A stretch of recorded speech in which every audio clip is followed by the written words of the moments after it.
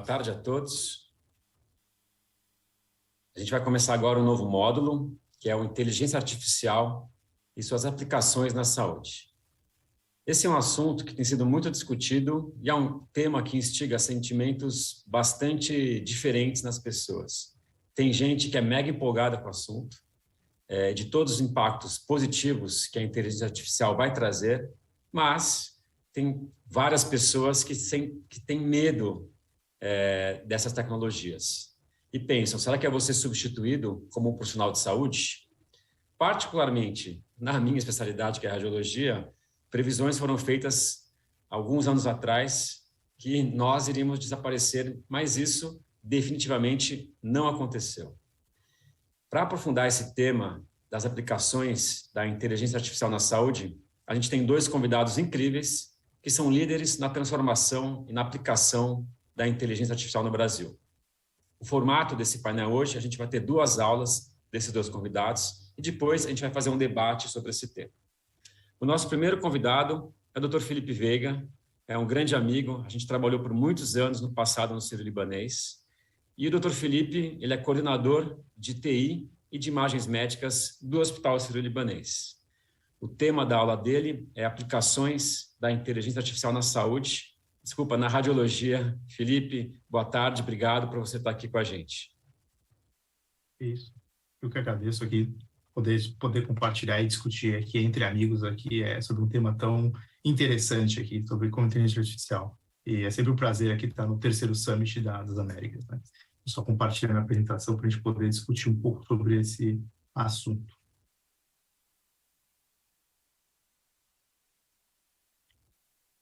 Bom, para falar um pouquinho sobre inteligência artificial na saúde, né, na área da radiologia, especificamente, eu vou adereçar um pouco sobre o tema. É importante eu falar, eu não tenho um conflito de interesse nessa apresentação.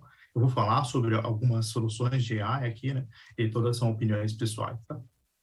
É importante saber que nós estamos hoje numa transição entre experiência e intuição, que fazem parte do nosso dia a dia, principalmente na parte da gestão, para utilizar dados e transformar esses dados em informações.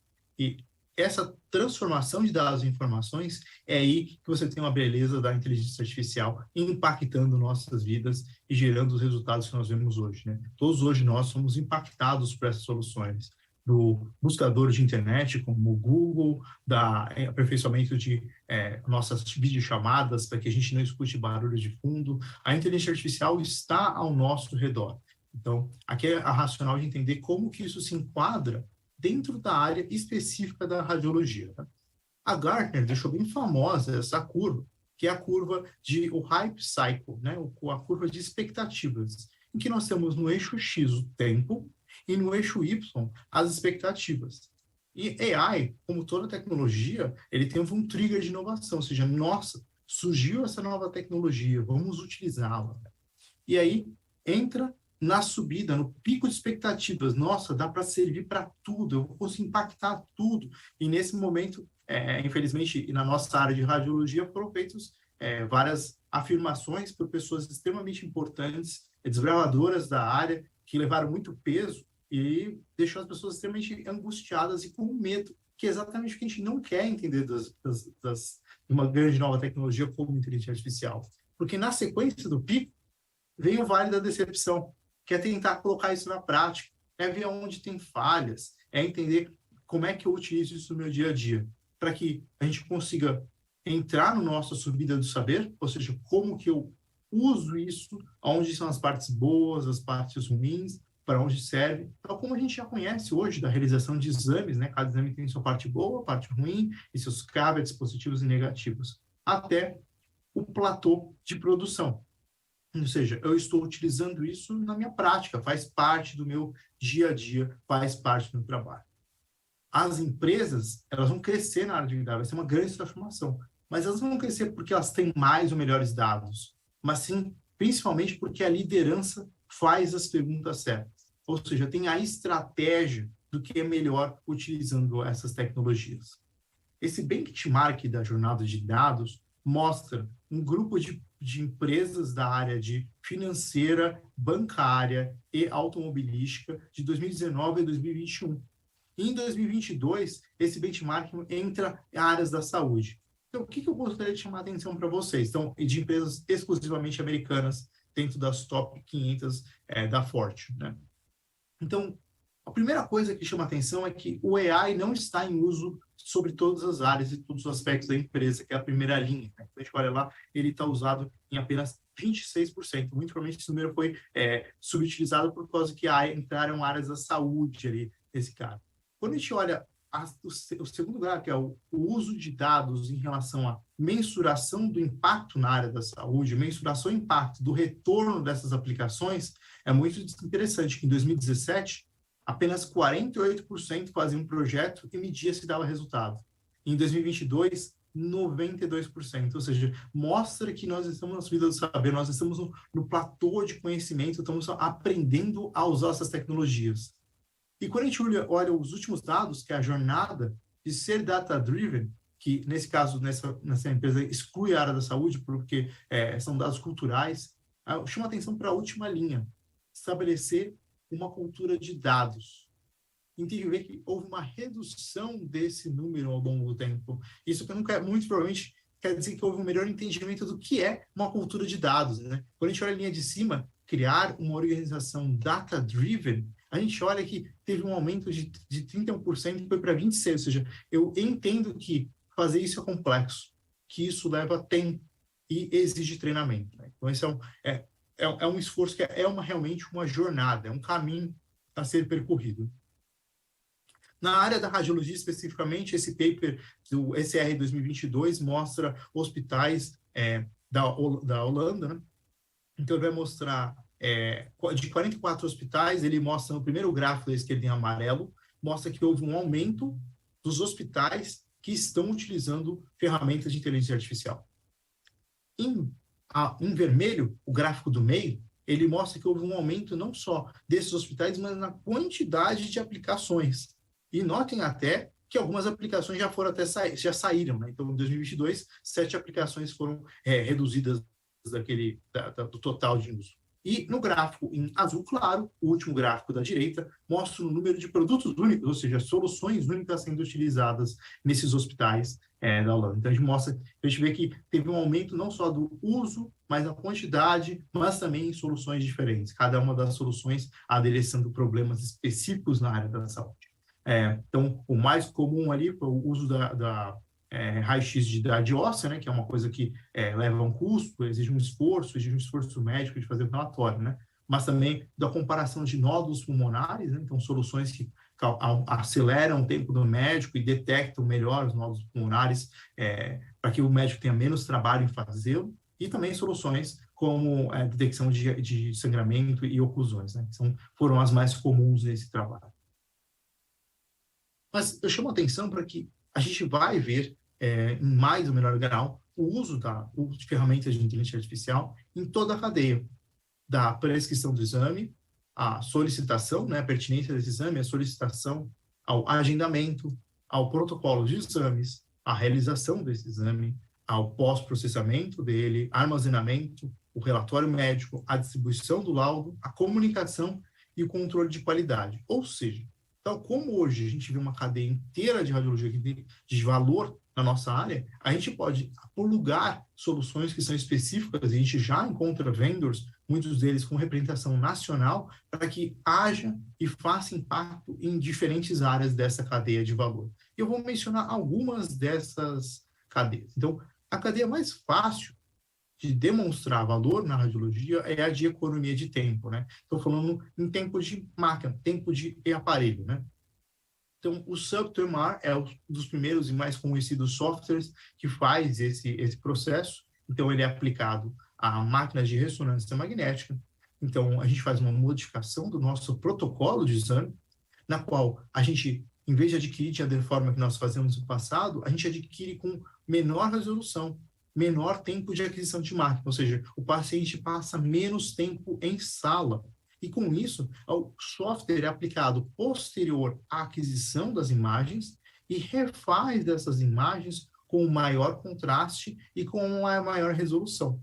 Então, eu aplico uma redução no tempo de sala desses nossos pacientes. Ou seja, eu consigo aumentar o meu giro de sala, eu consigo reduzir o nosso tempo de sala de paciente, né? Então, isso é muito interessante. Obviamente, não é a única solução, tem o Air Recon da GE, que faz trabalho excepcional também, e o Deep Resolve da Siemens, né? O que cabe a nós, como usuários, como gestores, é garantir com que essas soluções tenham sido validadas, para que isso não gere lesões falsas, para que não sumam lesões que já existiam, e para que garanta a qualidade diagnóstica, com sempre melhorias, né? Ou seja, eu alinho a necessidade de negócio, então a visão estratégica de fazer a pergunta certa, o uso de AI no momento certo, no lugar certo, e eu coloco o impacto do paciente, ou seja, eu passo um resultado positivo para o paciente, porque ele fica meio sempre em sala, né? Então, eu acho que esse é um dos cases que demonstra melhor o valor de uso de uma ferramenta de inteligência artificial. Mas não é isso, né? Não apenas isso. Quando a gente olha naquela cadeia, né? Então, os diagnósticos tempos sensíveis, em que a gente leva esforço para fazer o diagnóstico do paciente, como o uso dos pacientes com AVC isquêmico, essa solução, o Rapid AI, ela é utilizada para melhorar o processo. Então, se antes o médico ou o biomédico tinha que pós-processar a imagem para que a gente consiga calcular a área de isquemia versus a área de penumbra essa que pode ser células e neurônios que estão em risco de morrer, mas que se eu consigo dar uma remedicação ou se eu consigo fazer um tratamento tromboembólico, eu consigo melhorar o desfecho desse paciente. Então, esse software calcula de maneira automatizada utilizando o AI, né? Então, a gente consegue garantir as inconsistências, as diferenças entre aquisições, máquinas e protocolos, e eu utilizo o AI para que eu melhore o processo, para que o médico radiologista consiga tomar a decisão que o radiologista tem que tomar, que é identificar qual é essa área, qual é esse acometimento. Então, eu empodero esse médico, né? Eu não o substituo, né? Mesma coisa para o VisAI, então são duas soluções extremamente conhecidas e publicamente que revolucionaram a forma com a qual a gente trata o AVC, ou seja, elas hoje são quase que imprescindíveis em qualquer instituição. Algumas vezes a gente vai falar de dupla leitura, então a gente pode usar a inteligência artificial para reduzir o nosso custo, ou para que a gente melhore a qualidade através de uma redução do custo. Se hoje é caro a gente fazer a dupla leitura com médicos, ou o benefício se prova muito pequeno, será que se eu coloco uma solução, como a Therapixel, que ela justifica qual é a área que ela tem suspeita, para que o médico tenha maior confiança que a pele está normal ou alterado, e usar isso na sua prática? Ou o Kiron da MiIQ, que faz exatamente a mesma coisa, então faz uma solução para que a gente controle câncer de mama, né? Ou seja, evitar com que uma das doenças mais prevalentes hoje em mulheres, a gente consiga fazer um impacto positivo. E o uso de achados incidentais, né? Então, eu estou evitando com que algo que poderia potencialmente passar despercebido, eu garanta com que o médico veja aquela alteração. Então, eu faço uma rede de segurança para a equipe médica, né? Então, o AI Doc fornece essa ferramenta em que ele detecta a trombose pulmonar não só em exames específicos para a trombose pulmonar, mas também para exames de abdômen. Então, a gente gera um achado para o médico para ele ver se realmente existe essa alteração. E uma coisa super interessante que é a priorização da lista de trabalho, né? Então, o EDOC também faz algo semelhante em relação a isso. Ele usa o padrão de comunicação HL7, na qual ele consegue se comunicar e priorizar, ou seja, ao invés de a gente ler na ordem FIFO, ou seja, o primeiro que fez é o primeiro que vai sair, ou colocar regras de negócio, como essa operadora me paga melhor, eu vou ler primeiro esse caso. Não, agora eu vou olhar o exame desse paciente e gerar a análise, o relatório vai ser feito em relação à gravidade, à chance de doença desse paciente. Então, a gente tem um grande benefício impactando os nossos pacientes e todo o fluxo, né? E com certeza de extremo valor, principalmente para as operadoras verticalizadas, né? Porque você está acelerando o processo de qualidade desses pacientes. E falando em qualidade, a gente tem como avaliar o que foi feito, né? O Elite Q-Query, ele avalia vários aspectos, ele não é uma ferramenta diagnóstica, é uma ferramenta de qualidade, de pesquisa, que ele faz quase um laudo completo do paciente e vê e compara com aquilo que foi descrito no relatório, né? De novo, não é o objetivo deles gerar o relatório do paciente, mas sim verificar padrões de qualidade, né? Junto a certificadoras internacionais, como o JCI e o próprio Colégio de Radiologia, né? E o Red AI, que faz essa comparação e follow-up, é extremamente interessante, né? A gente, como radiologista, várias vezes recomenda que o paciente faça o exame em determinado tempo, ou a gente sabe que existe um guideline que é para ser seguido, né? Seja Fleshner, seja o RADS, whatever, qual é esse guideline, a gente gostaria que isso acontecesse. Se isso não acontecesse, que a gente tomasse cuidado. Ou por que o senhor não veio aqui? Ou por que o senhor não seguiu esse guideline? Então, essa ferramenta ele faz essa busca automática para saber se o paciente veio à nossa solução. Algumas fazem assistência de aquisição, né? O Butterfly aqui, eu chamo a atenção, que é uma câmera de ultrassonografia ligado ao celular, e o interessante dessa ferramenta é que ela faz a aquisição de maneira automatizada, ela controla várias coisas, como foco, como o ganho, então, coisas que um radiologista é treinado para fazer, acostuma o olho, ela faz de maneira automatizada, baseada no padrão ouro que os radiologistas utilizam para facilitar o diagnóstico. Para vocês entenderem que todos devem pensar como softwares, como dispositivos médicos. O que eu quero dizer com isso? A gente tem que deixar de pensar que aquela solução de software que vai impactar a nossa clínica como apenas um software simples, mas sim como um dispositivo médico, ou seja, como se fosse um remédio. Nós não vamos testar um remédio no paciente, nós não vamos testar um remédio no médico. Nós temos que validar essa solução para ver se ela se aplica à prática, né? E aí, por que isso é importante? Esse gráfico mostra as soluções de AI que foram disponibilizadas. Então, ali em amarelo, quando que a empresa foi fundada, quanto mais à esquerda, mais antigo, quanto mais à direita, mais novo. Então, a gente consegue ver que algumas empresas foram fundadas lá atrás, soltaram o seu produto quando estão em vermelho, e a gente vê a publicação daquilo em software que vai impactar a nossa prática somente depois do produto no mercado. Ou seja, nós estamos vendo soluções que foram desenvolvidas, que estão à venda, mas que nem têm a validação científica, né? Então, isso deve ser uma coisa muito impactante para todos nós. Ou seja, nós estamos vendo inúmeras drogas, inúmeras soluções que estão tentando impactar a nossa prática, né? Então, esse artigo foi muito feliz, de novembro de 2020. Ele mostra a comparação dessas ferramentas de AI para que a gente consiga, então, a gente exerce esse papel, né? Então, de 64 produtos de 100, não tinha nenhum estudo de peer review do seu impacto. Então, a gente não usaria isso uma droga, a gente não deve usar isso para um software. Desses, 18 tinham evidências que eles impactaram a prática clínica, ou seja, eles impactaram. Quando o vendedor vai lá e te vende um software, vende uma solução dessa, ou queremos desenvolver internamente uma solução, a gente pensa no desfecho, a gente vende o resultado, mas só 18 dessas 100 soluções tinham esse resultado, né? Cabe a todos nós, gestores, usuários, a ser críticos disso, né? Recomendo esse site, AIFO Radiologia, então tenho todas as descrições aí e além de papers, incentivo de fazer, como fazer essas metodologias. Dou um exemplo aqui extremamente positivo do AI Doc aqui, que eles mostram um desfecho positivo, né? Então, ele tem um desfecho, uma redução do tempo de internação pelo uso de um sistema de triagem de tromboembolismo pulmonar e de sangramento intracraniano. Ou seja, eu estou aumentando o giro de leito porque meu diagnóstico sai de maneira mais rápida. Ou seja, isso ali é qualidade de vida do paciente, é impacto positivo no desfecho, é dinheiro na instituição. Então, é algo extremamente positivo, né? Lógico que cabe ver qual é o custo dessa solução, mas esse é o impacto, né? Nós temos que ter um papel. Qual é o nosso papel? Todos nós temos que saber criticar na prática. Então, isso vai de entender quem que vai contribuir, quem que vai implementar, quem que vai chegar a desenvolver, né? Então, tem todo um papel nosso de fazer, mas todos têm que ter o básico, de saber impacto, como criticar isso, porque nós vamos ser alvos dessas soluções. Já os gestores precisam entender, fazer as perguntas corretas, entender de proteção aos dados, avaliar e medir para tornar acionável, incentivar a cultura data-driven, o que quer dizer muitas vezes de deixar a mão as decisões aos dados e pensar em como gerar novos modelos de negócio com essas soluções. Eu cito essa solução aqui, esse é um site, recomendo todos visitarem, aqui que ele mostra o beabá. Então, tem lá o cutly.ai.radiologia Américas 3S, ou aquele QR Code, que você tem vários vídeos mostrando como avaliar essas soluções, é bem detalhado. Então, mostra de como executar um projeto de AI, até o momento que você comprou o software e validou na prática clínica, como você acompanhar todo esse desenvolvimento na prática. E avaliar o modelo antes de testar, né?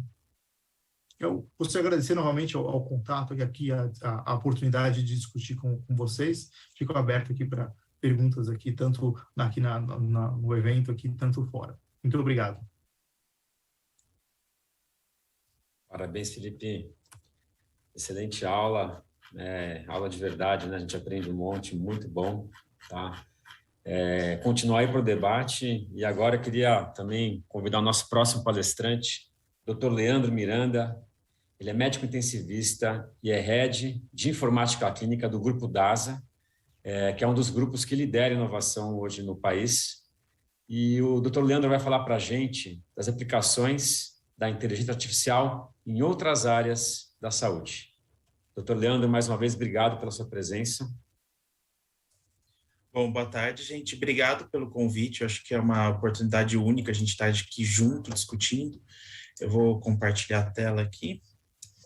E a ideia aqui mesmo é falar um pouco de aplicações da inteligência artificial na saúde. Eu acho que em outras áreas, e aí indo bem para o que eu conheço bastante, que hoje eu fico na operação de hospitais da DASA, então eu trabalho ali junto com os hospitais e as suas relações que tem, então ambulatório, pré e pós, intra-hospitalar. Então, a ideia é discutir um pouco sobre o assunto e mostrar como é que é para o médico do dia a dia, o médico prescritor e o médico que está ali. Então, sou médico intensivista, em formato em saúde CPTICS, faço parte da SBIS e estou como head de informática clínica na operação de hospitais. A ideia é falar um pouquinho de inteligência artificial, o sistema de saúde, como é na prática, um pouco, como é que está sendo hoje nos hospitais e como é que está sendo construído isso dentro da saúde.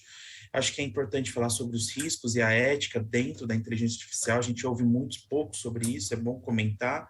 E eu não tenho nenhum conflito de interesse. A ideia da aula é ser bem abrangente, assim, uma discussão inicial para a gente abrir aí a discussão em grupo nossa. Então, para começar, tem essa descrição da Organização de Cooperação e Desenvolvimento Econômico, fala que inteligência artificial é um sistema baseado em máquinas que pode, para um determinado conjunto, definir um determinado conjunto definido por humanos fazer previsões, recomendações ou decisões que vão influenciar nossos ambientes. Muita gente fala que inteligência artificial é para substituir a inteligência humana, alguma coisa nesse aspecto. Na verdade, é muito para a gente tentar, a partir de definições humanas, a gente usar as máquinas para cada vez ser mais prever com mais precisão, recomendações, decisões cada vez mais assertivas e rápidas. Então, acho que eu considero a inteligência artificial nesse aspecto. É importante a gente pensar, até conectando a aula agora com o Felipe, é muito isso, né? É o homem que cria e a gente que vai interpretar. Então, a gente tem que validar, ter conhecimento, ter muita interpretação disso. E eu entro nesse assunto mais lá no final da apresentação. E o modelo mais comum é isso, né? A gente tem um Big Data com grande volume de dados, grande valor.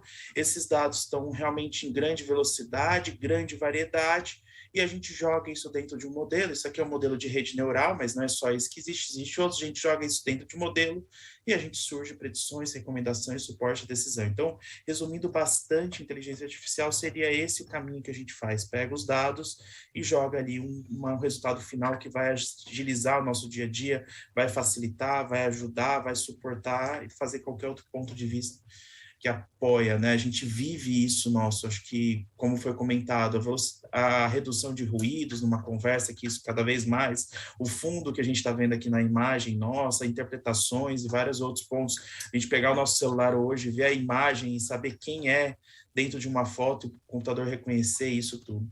Mas lembrar que acho que isso é muito importante. Inteligência artificial é uma gama de recursos. Então, a gente tem recursos como machine learning, deep learning, processamento de linguagem natural. A gente tem um recurso aqui que interpreta imagem, reconhecimento de texto, texto para voz, voz para texto, planejamento. Tem uma parte física, que são as robóticas. Então, a gente nunca vai ter uma única solução para tudo. A gente sempre tem que sair se adaptando, entendendo o que está acontecendo e vendo. Eu acho que esse é um ponto muito importante. Muitas vezes ouve a palavra inteligência artificial, mas qual é a melhor técnica, qual é a melhor estatística, qual é a melhor parte ali para se utilizar e fazer como está. Então, e dentro do que eu quero comentar é a saúde hospitalar.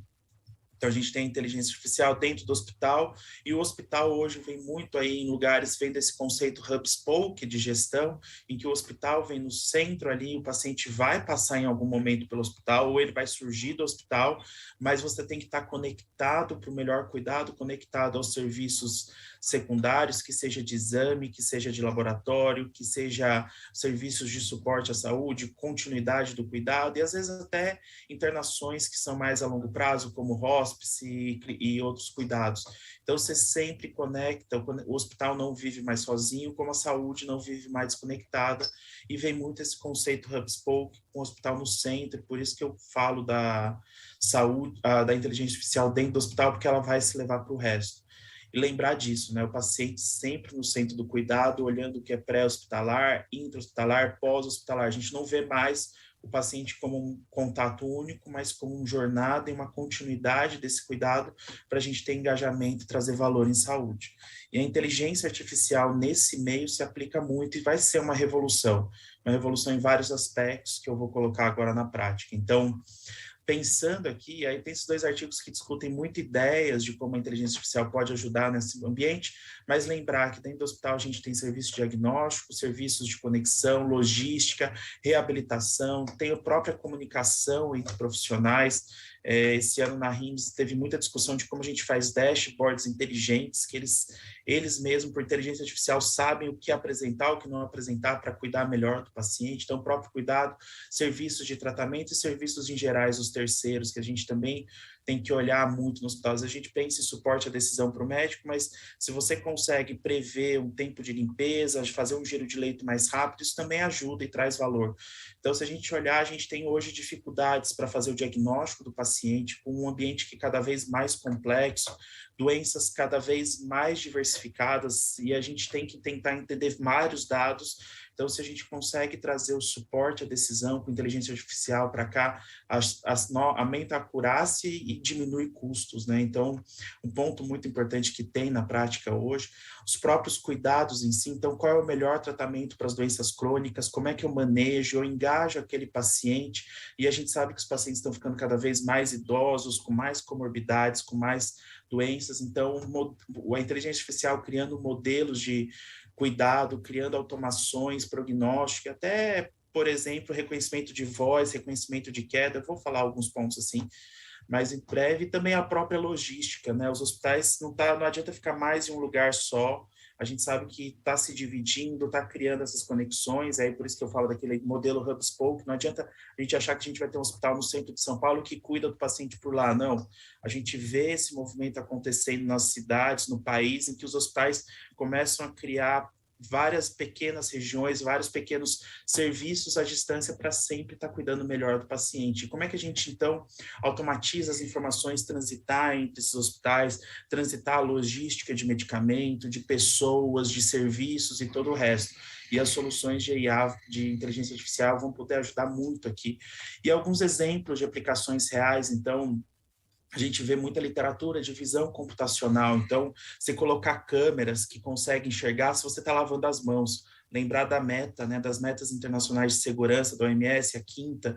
Então, a gente precisa lavar as mãos. Então, reconhecer quantas pessoas lavam as mãos ou não. A gente hoje usa indicador bem bruto, né? Qual é o uso de quantidade de álcool gel que foi utilizado no hospital, mas necessariamente pode ter outros. Então, se você conseguir integrar com mais informações, entender quem lavou, se encostou, não encostou na cama, e assim vai. Então, a gente consegue usar a inteligência artificial para fazer esse reconhecimento de visão computacional, risco de queda. Então, colocar uma câmera e conseguir prever antes do paciente cair, prever antes da extubação, gerar alertas e medidas que podem evitar que tenha esse risco.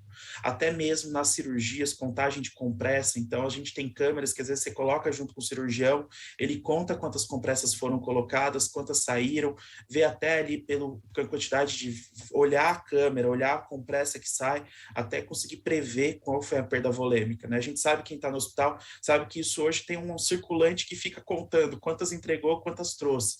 Então, se você consegue, por câmera, por inteligência artificial, ajudar essa contagem, a gente vai reduzir risco. E é lembrar isso, né? O grande foco hoje dentro dos hospitais é segurança e qualidade de atendimento, né? A gente tem aí uma discussão forte, desde 2000 vem aquele famoso artigo To Where is Human, né?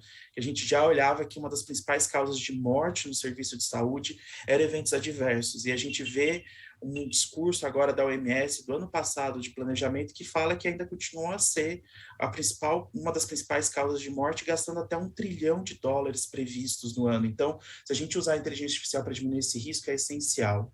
Outro ponto importante é apoio à decisão, então a gente conseguir trazer um perfil de resistência antimicrobiano de forma inteligente para o médico, a hora que ele vai prescrever o antibiótico, qual seria a melhor sugestão para aquele caso, conseguir reconhecer deteriorações precoces de clínico, até mesmo sepse, diagnósticos cada vez mais acurados.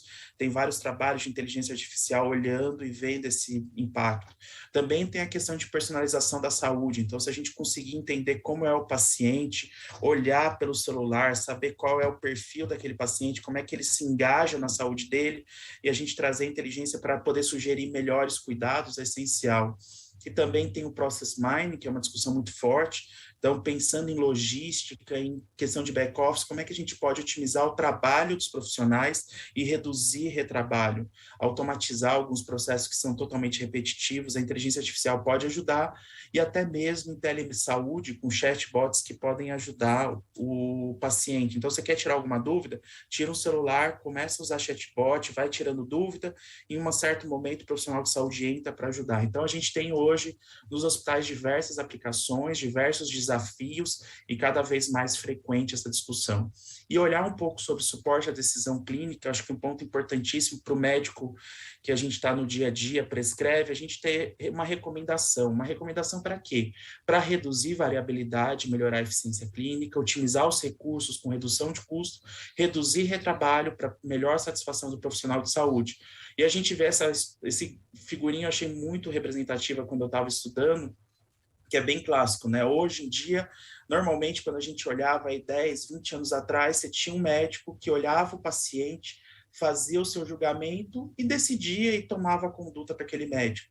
Mas a gente vê que à medida que evoluía a informática em saúde, os prontuários eletrônicos e todo o sistema de informação de saúde, a gente começa a ter agora uma interação com aquele prontuário, um algoritmo que, baseado em regras, sugere a melhor decisão do médico, e o médico gosta, percebe que aquilo ajuda o dia a dia dele, percebe que agiliza, e a gente sabe que traz melhor eficiência clínica. E à medida que a gente foi evoluindo e automatizando isso com regras de inteligência artificial, de machine learning, deep learning, a gente começa a ver cada vez mais evolução, cada vez mais eficiência. Mas é importante lembrar que nem tudo é inteligência artificial. A gente tem essa figura que eu adaptei esse gráfico, mas lembrar que à medida que a gente também começa a trazer inteligência artificial cada vez mais para o centro, aquelas que podem ter uma performance gigantesca, como redes neurais, a compreensão começa a ser baixa. Então, quem está usando não sabe o que está acontecendo lá dentro, o famoso black box. A gente começa a ter cada vez mais dificuldade de reproduzir aquilo. Então, a gente sempre tem que olhar, e custos também que vão aumentando no cenário atual. Quanto mais inteligência artificial, maior o custo. Então, a gente precisa sempre pesar quais vão ser as vantagens, qual é a performance que a gente quer e quanto a gente consegue reproduzir aquele suporte à decisão. Então, não é só IA, mas é um equilíbrio que a gente vai ter que achar aí com o tempo.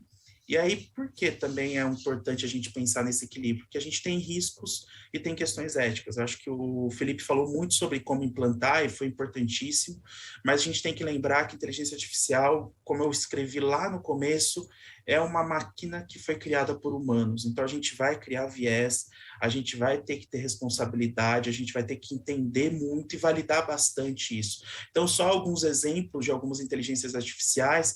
A gente teve um programa nos Estados Unidos que conseguia prever qual era a recidiva de roubos e mortes por alguém que tinha cumprido uma pena.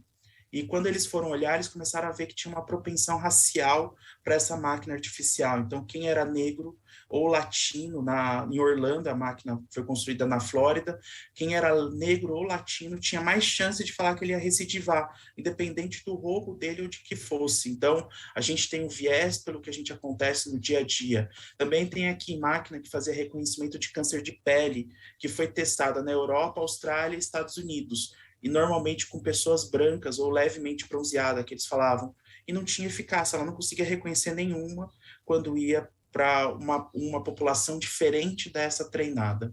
E aí tem um outro ponto que sempre fica: se eu recomendo um medicamento a partir de uma máquina, de uma inteligência artificial, quem é que é responsável por aquilo? Se aquele medicamento tem consentimentos, eventos adversos, quem vai ser responsável por aquilo? Quem criou a máquina? Quem foi que prescreveu? Quem não foi? Então, existe pensando em tudo isso, a Organização Mundial, o ano passado, construiu esse guidance aqui de éticas e governança sobre inteligência artificial em saúde, sugestões em que ele fala que para a gente criar uma inteligência artificial, é importante a gente ter esses 6 princípios, né? Então, a gente tem que proteger a autonomia de quem está lá na ponta. Então, o médico, a enfermeira, o fisioterapeuta que está lá no dia a dia, de frente com o paciente, tem que ter a sua autonomia protegida. Então, se uma máquina sugere algo, não necessariamente aquilo está correto e tem que ser pensado como é que a gente faz aí a sobreposição, como é que a gente quantifica e como a gente melhora o processo aí das máquinas. Tem que também lembrar que tem que promover o bem-estar, segurança e interesses públicos, do no harm. Eu lembro uma vez uma pessoa que veio discutir, conversar comigo, e ela era de indústria farmacêutica e perguntou se podia criar uma sugestão de antibiótico que só usasse os antibióticos daquela empresa. Então, lembrar que a gente tem que ter aí, lembrar dos interesses públicos, uma visão de terceiros e sempre validações que são importantes. Garantir transparência. Então, o mais importante hoje é que a máquina, que a inteligência artificial, a gente saiba de onde vem a informação. Essa é a grande discussão atual. Não adianta me fazer um suporte à decisão que eu não sei como é que ele foi criado, como ele foi. Então, a gente tem que ter transparência, explicabilidade, inteligência daquela máquina tem que estar muito clara. E aqui também tem que ter uma educação dos profissionais de saúde. Os profissionais vão ter que começar a entender o que é lógica de programação, o que é informação, o que é a cultura data-driven, para conseguir entender, porque senão a gente pode ter aí problemas de quando você segue cegamente o inteligência artificial. Prestar responsabilidade e as accountabilities, então validação de tudo, garantir a inclusão, a equidade quando você faz as análises, as informações. Então, se olha uma população, sempre valide com outra, inclua o máximo possível de gente ali, o máximo possível de exemplos para poder fazer a inteligência, e lembrar que ela tem que ser responsável e sustentável. Então, passo rapidamente aqui, eu acho que para já seguir aí numa discussão, mas a ideia aqui foi mostrar um pouco das evoluções e de como pode ser a inteligência artificial para o dia a dia do médico, da enfermeira, de qualquer outro profissional que está na ponta, como isso pode ajudar, principalmente no suporte à decisão, e como é que a gente vai ter que olhar para não trazer riscos para a segurança do paciente. Então, agradeço aqui, muito obrigado e fica o meu contato. Show, Leandro, muito bom. Sai um pouco das aulas tradicionais, né? Hards, abordou temas éticos, achei muito bom. Temos 20 minutos para a gente fazer um bate-papo agora, então, em vez de... Vamos tomar a liberdade aqui de poder interromper um outro, fazer pergunta um para o outro, mas eu vou começar. Eu vou começar com você, Felipe. Felipe, mundo real.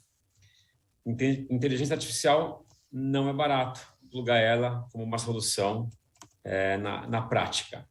A gente tem um monte de aplicações, muitas delas, como você falou, sem benefícios claros, demonstráveis, seja financeiro, seja de desfecho.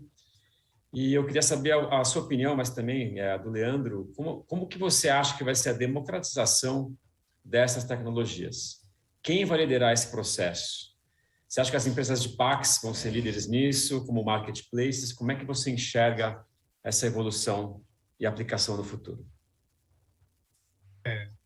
Então, excelente pergunta, Conrado. Eu acho que é bem do dia a dia mesmo, né? O PACS e as empresas de hardware, software, elas deram muita vantagem para a área da radiologia por causa do padrão DICOM de comunicação, né? Então, é esse padrão que permite com que eu sei o que eu vou esperar de dados, né? Então, tanto o metadado, aquele exame do que eu estou recebendo, né? Como eu me comunico, como eu crio uma conexão.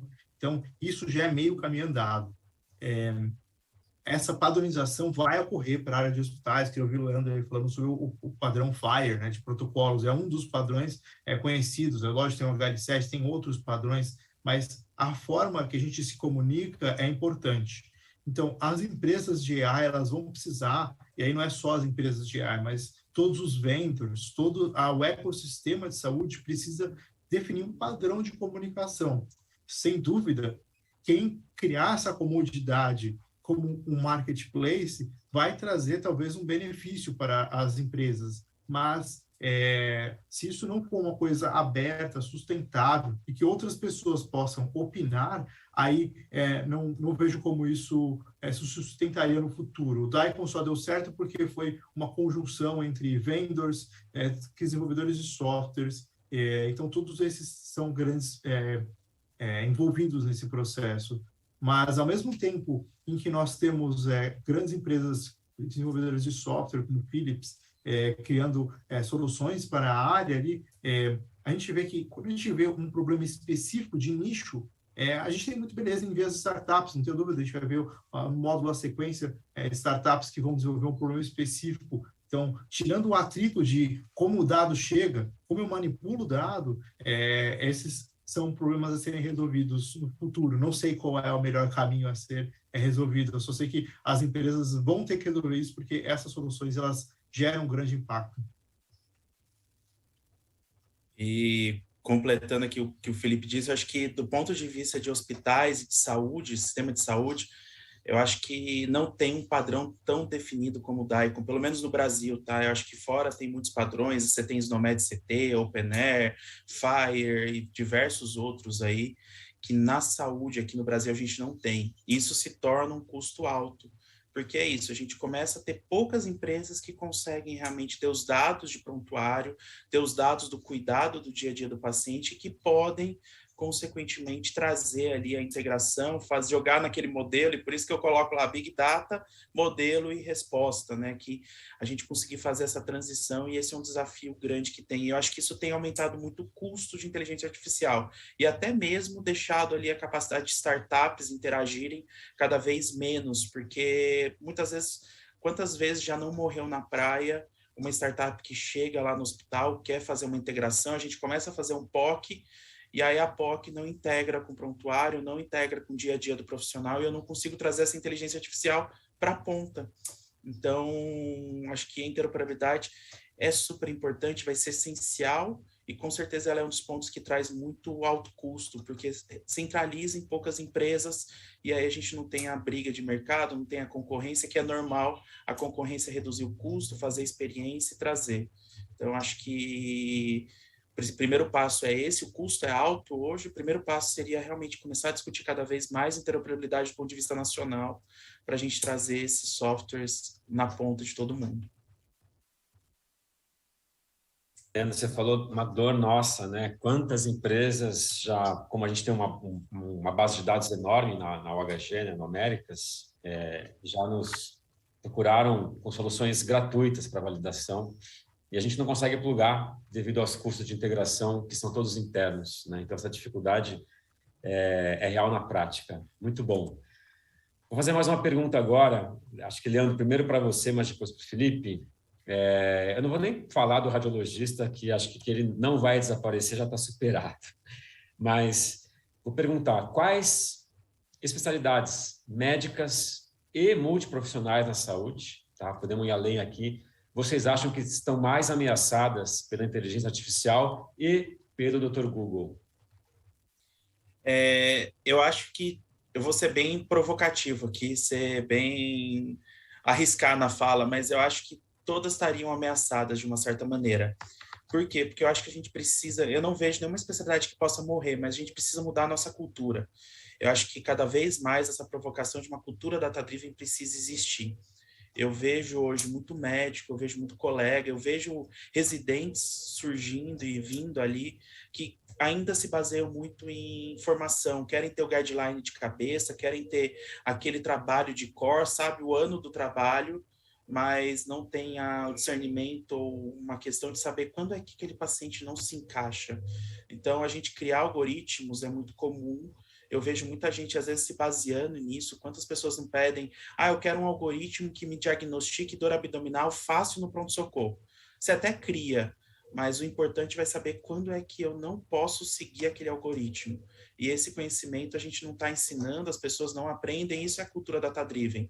É entender que a gente tem que registrar da melhor maneira possível, tem que entender como é o fluxo da informação que sai da ponta e como essa informação é interpretada e transformada para o algoritmo. Acho que esse é um ponto importantíssimo. Então, eu não vejo nenhuma profissão médica, nenhuma especialidade, nem mesmo enfermeiro. Talvez, se a gente fosse falar algumas especialidades muito manuais, como um protético ou ou tipo muito técnico ali, talvez com o tempo vai reduzir, mas essas pessoas vão poder se adaptar como acontece, né? Toda tecnologia surge, toda revolução industrial aconteceu e sempre teve as profissões. Elas não sumiram, elas se adaptaram.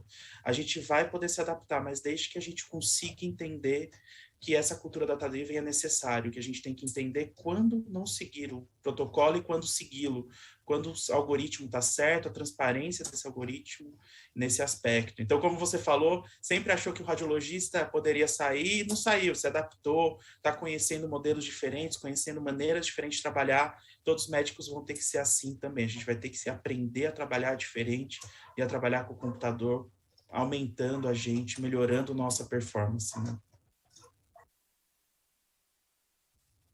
Concordo com o Leandro. Acho que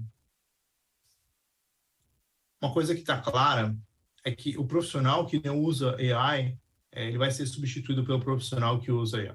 Isso já está muito evidente, porque quando a gente coloca um profissional empoderado com um software que tem um impacto de ajudá-lo no processo decisório, provado, testado, validado, a gente tem um impacto positivo para essa população, né?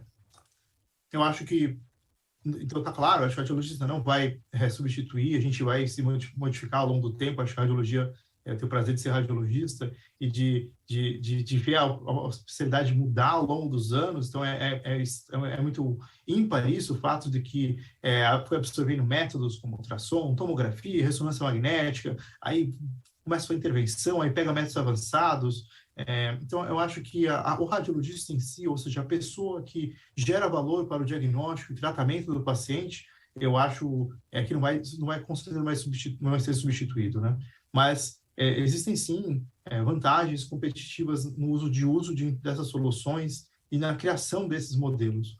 Mas uma coisa que fica no mítico das pessoas, de que quem não tem contato com essas tecnologias ou quem nunca desenvolveu elas, é imaginar que você cria um robô que faz tudo, né?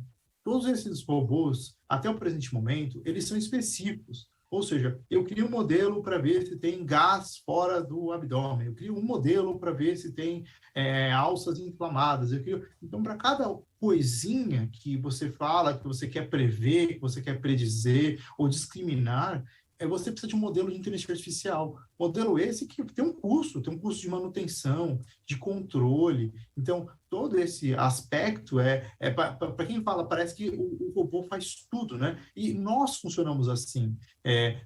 Quando você aprende uma coisa no crânio que é útil para o abdômen, você vai aplicar essa coisa, você faz a correlação entre as informações. Você vê uma cirurgia, te faz um melhor radiologista.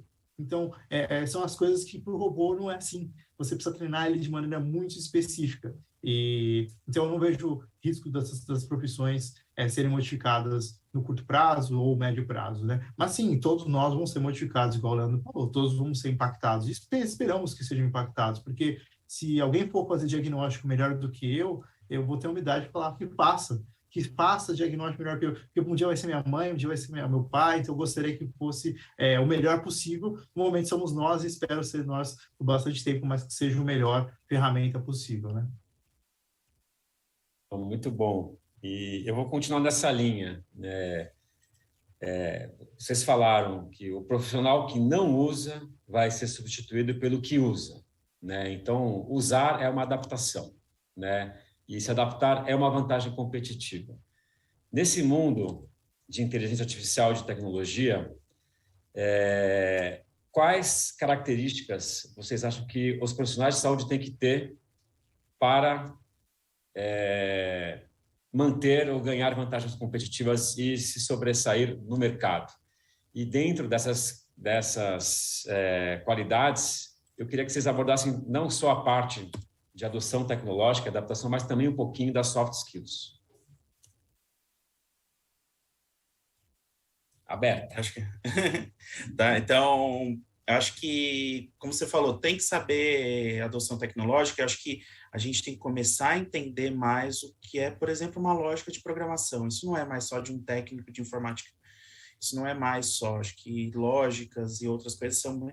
Mas a soft skill para um médico do futuro é realmente começar a ter, vamos dizer assim, capacidade de engajar o paciente, capacidade de empatia, começar a entender, discutir, conversar. Então, ouvir e entender também que o paciente por si só tem a opção dele. Então, a gente não é mais aquela medicina paternalista que a gente sempre viveu. A gente começa a ter agora uma cooperação. A gente é alguém que ajuda o paciente a se cuidar, o paciente a se tratar e principalmente a ter saúde, e não mais aquela questão. São frases muito batidas, mas eu acho que cada vez mais ela se torna verdade com a inteligência artificial, porque a parte técnica, a inteligência artificial vai reduzir o nosso retrabalho, mas a questão de saber ouvir, de encaixar, de ter até o toque pessoal com alguns pacientes que realmente precisam entender o que é o paciente, qual é a melhor opção para ele, visto toda a questão biopsicossocial, aquelas questões de condições daquele paciente, são importantes a gente começar a ter esse olhar. Então, como soft skill, acho que esse olhar de engajamento, esse olhar de personalização, individualidade do paciente, cada vez está mais próximo a ouvir o paciente e talvez a parte técnica deixar um pouco para a IA fazer e a gente começar a estar junto com o toque, né, como se fala. Então, eu olharia para o médico do dia a dia, para a enfermeira, estar mais próximo do paciente e tentar fazer com que a inteligência artificial reduza o nosso retrabalho do dia a dia para estar lá com o paciente nele e apoiando ele. Então, os soft skills vai ser essencial para o dia a dia, o soft skill de comunicação e de empatia vão ser essenciais ali para a gente começar a tratar melhor e ter uma saúde que vai mostrar valor e utilizando recursos adequados. Não, acho que concordo plenamente, Leandro. Acho que uso eu vou dar um exemplo já na área hospitalar ali, que a gente utiliza no Sul-Libanês, que é a criação de soluções de notificações, né? Então, eu delego para o AI a comparação e avaliação de algo e eu só aviso o médico, olha, nesse momento tome ação com o paciente. Ou seja, é como se fosse um farol guiando alguém no que é importante. Olha, dê atenção a esse paciente nesse momento. Isso é algo que nós já fazemos, né? Todos os hospitais utilizam e implementam de alguma forma critérios como MILS, marcadores de risco, né? Faz parte do nosso dia a dia, né? É só o uso dessas soluções, ele permite, em alguns desses casos, após validação, que seja mais acurado, né? Ou seja, eu olho para o paciente certo na hora certa, né? Então, eu melhoro os meus recursos, né? Então, as soluções de AI vão ter benefícios, como, por exemplo, o Deep Resolve, as soluções que eu disse, como o Sub2MR, elas são, de certa maneira, automatizadas, ou seja, a gente já consome o produto final daquela solução e cabe a nós fazer o melhor uso da ferramenta na criação e aquisição das imagens, né? Mas, na maioria das vezes, a gente vai ver soluções que elas vão depender do racional humano, elas vão ser apoio à decisão, vão ser uma guia, um backup em relação ao nosso aspecto pessoal e do nosso dia a dia, né? Então, quando eu estou pensando nessas soluções, elas que vão necessitar com que o médico tome a decisão final, com que o enfermeiro tome a decisão final, que faça o julgamento clínico, né? Mas, apesar de ser muito mais interessante a gente falar dessa parte assistencial, eu sempre gosto de lembrar que a parte administrativa é um caminho muito mais simples e muito mais rápido e muito mais barato, na maioria das vezes, para que a gente faça as melhorias, né? Porque elas não requerem essas validações, elas necessitam, sem dúvida, do todo o arsenal que o Leandro falou, ético, legal, e respeito à lei de proteção de dados, mas, ao mesmo tempo, eu consigo fazer testes muito melhores, né? O que o nosso banco já faz, todos os bancos digitais utilizam modelos de reforço. Todos nós ficamos super felizes quando a gente não recebe milhões de e-mails de príncipes pedindo dinheiro, oferecendo para nós, porque é o nosso dia a dia, ninguém gosta dessas coisas. Eu fico super feliz quando alguém, por algum motivo, pegou meu cartão de crédito e roubou e foi identificado fraude. É o algoritmo rodando lá por trás. Então, é nesse sentido. Eu acho que a pergunta sua, Conrado, é muito pertinente, porque como que eu democratizo isso para que a pessoa que está numa clínica pequena ou tem menos acesso a ferramentas, no hospital no interior, tenha mesmo acesso às soluções que nós aqui nos hospitais um pouco maiores vão conseguir ter acesso, né? Porque as pessoas é um grande democratizador dessas soluções, né? Elas vão trazer benefícios e a diferença vai aumentar, né, de diferente qualidade. Então, como que eu chego a essas pessoas? Porque muitas das vezes as pessoas não consigo fazer igual a gente consegue fazer com artigos, como médico, que eu vou lá e treino o médico, passo o artigo, ele aprende e aí ele aplica na prática. Não, ele tem um arcabouço inteiro de tecnologia, de soluções, que precisa ser colocado em prática. Então, como que a gente democratiza essa parte? Eu acho que esse sim é o verdadeiro desafio. Bom, pessoal, e, ó, a gente tem... faz um comentário, Leandro, porque a gente tem 4 minutos. Eu ia perguntar para o Felipe, que ele falou da democratização e de tudo, e acho que tem uma coisa muito interessante, que é como é que ele vê a questão do open source, né? Porque o open source é uma maneira de democratizar, mas também corre o risco de a gente não validar tudo aquilo que tem de open source. Então, como é que lidar com essas duas coisas que são importantes e que elas podem trazer aí não uma incoerência, um paradoxo, mas que acho que é super importante trabalhar. Como é que você vê isso, Felipe? Agora você comentou, eu fiquei curioso ali. Vou dar um exemplo aqui de algo que a gente está ativamente avaliando ali, né? Então, temos uma solução open source chamada Mirai, que é uma avaliação de risco de câncer de mama. A partir da mamografia, você consegue fazer a previsão de risco.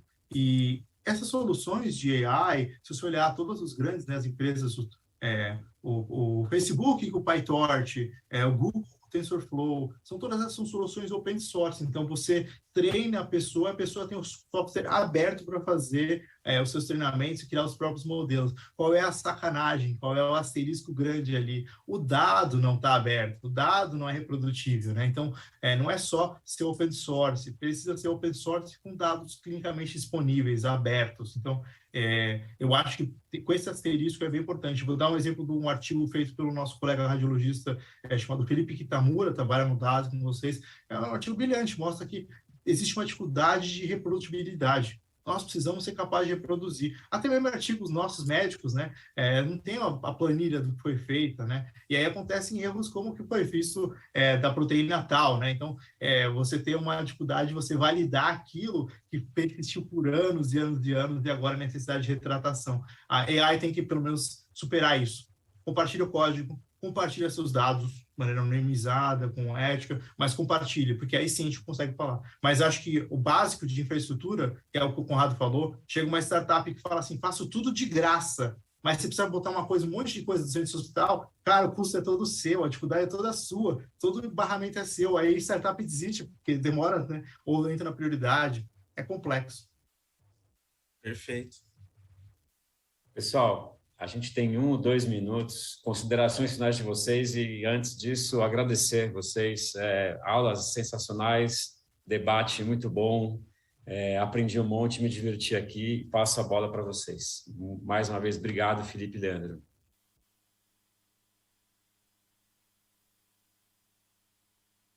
Vocês não, agradeço. Não, vamos. Eu que agradeço, é sempre um prazer estar discutindo aqui, participando aqui do Summit das Américas, conversando com você, Conrado, eu que aprendo, e aprendi e continuo aprendendo bastante.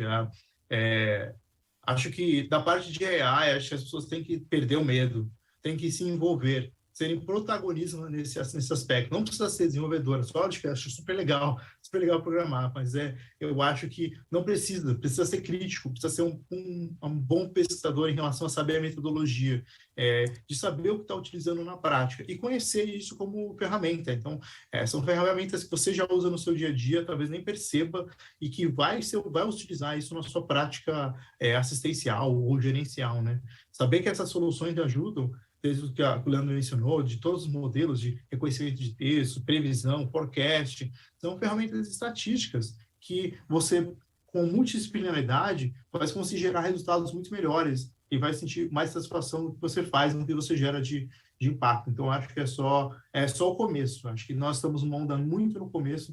Sejam muito bem-vindos a participar disso. Acho que tem uma comunidade muito interessante no Brasil, que acho que todos são bem-vindos. E Bom, agradecer aqui a participação, acho que foi ótimo também, adorei a discussão, aprendi bastante aqui na aula, e acho que completar muito o que o Felipe disse, acho que a inteligência artificial vai ser o nosso futuro, vai estar com a gente, só que para a gente conseguir tirar o máximo disso realmente as pessoas se envolverem, entenderem, não precisa saber programar, mas entender o que é inteligência artificial, ter a cultura data-driven, desde a criação do dado até o uso do dado, eu acho que não é só o uso, tem que saber como cria, como coloca, porque a informação tem que estar correta desde a entrada, e entender que não vai ser a verdade universal, a gente vai ter que ter transparência, autonomia, accountability, validação e muito mais ainda sustentabilidade disso tudo para trabalhar. Então, é esse equilíbrio e com certeza vai ser uma melhor medicina, uma melhor saúde que a gente vai entregar com inteligência artificial, desde que a gente entenda que ela e a palavra é augmented mesmo, um aprimoramento do nosso dia a dia. Então, quando a gente assumir ela como uma ferramenta a mais para ajudar o nosso dia a dia, entender ela como o software as a service, o Felipe falou bem disso, então como é mais um remédio para a gente estuda farmacologia na faculdade, porque a gente não vai estudar informática mais, a gente precisa começar a estudar como a gente estudava farmacologia, porque vai ser um remédio a mais, é um software a mais que a gente vai ter que trabalhar e vai ter que entender tudo que está lá, né? Então, se eu sei hoje que o AS vai dar sangramento, que o AS dá gastrite, mas que salva o infarto, eu vou ter que saber que a inteligência artificial pode não servir para um paciente, mas serve para outro muito bem, qual eu escolho e assim vai. Então, vai ser uma área de conhecimento novo para a medicina e para todos os médicos que vão vir. Bom, fechamos. Obrigado, Felipe. Obrigado, Leandro. Show de bola. Obrigado. Obrigado. A saúde também acontece nos bastidores, com melhorias na qualidade do atendimento, investimento em tecnologia e constante capacitação dos profissionais. Somos a Rede Américas e fazemos parte do United Health Group, a maior empresa do setor de saúde do mundo. Atuamos com excelência em diferentes especialidades e regiões do Brasil, através de uma rede integrada de cuidado contínuo com a saúde, que não se limita apenas ao desfecho clínico, mas está apoiada na experiência do paciente, do familiar e dos colaboradores. Oferecemos múltiplas linhas de cuidado: cardiologia, neurologia, oncologia, ortopedia, transplantes, nefrologia, gastroenterologia, materno-fetal infantil, oftalmologia e medicina diagnóstica. Para nós, a saúde é feita por pessoas para pessoas.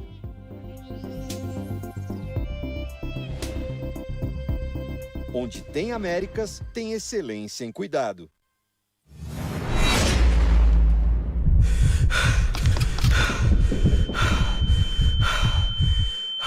Você não me conhece ainda, mas eu tenho grandes metas para você.